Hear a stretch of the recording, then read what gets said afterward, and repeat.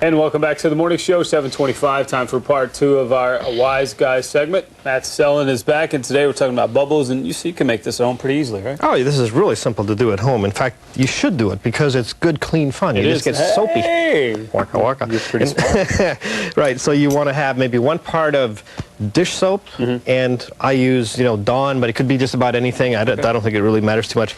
And 8 parts of water. 8 parts, okay. And just that by itself would work fine, but if you put a little bit of glycerin, maybe half a part, so half as much as you put dish soap, then it sort of stabilizes the whole thing and traps the water better, and it works a little bit better. If you look on the internet, there's all kinds of different recipes. Yeah, sure. Yeah. And in fact, if you can add some other things to it, like corn syrup and stuff, and you can make them kind of bouncy. Oh, really? Yeah, I've done that, but I forgot the recipe. I was going to bring that in today. It was really, anyways. Okay. So anyways, you can think of the soap film as being a film that wants to be as small as it possibly can, because all the molecules are pulling on their neighbors.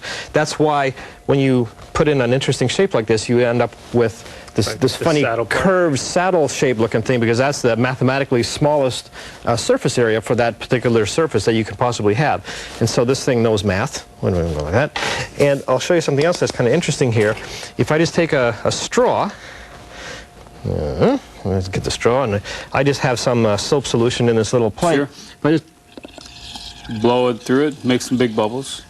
I'll blow some bubbles. If you look on these carefully, you see where the bubbles meet, where 3 of them meet. The angle between them is always going to be 120 degrees. Really? Yeah, that's what happens when you minimize the surface area like that. Okay. And now I can take this thing, because it's sort of soapy, you can poke it right through one of these bubbles. Oh, you didn't even pop it?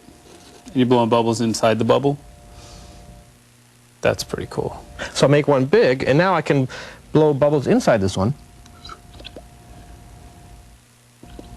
Very nice.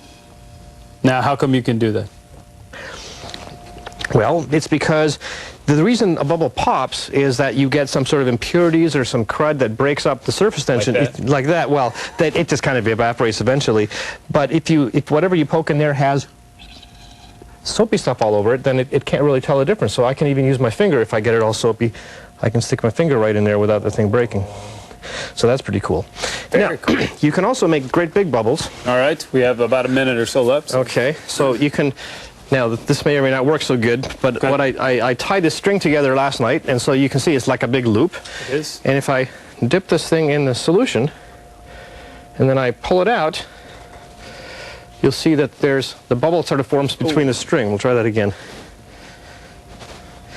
It's a little hit and miss, because the way the string unravels will determine if the thing is going to pop or not. So you want it to sort of hang together while you can pull this thing out. You have to try it once or twice usually.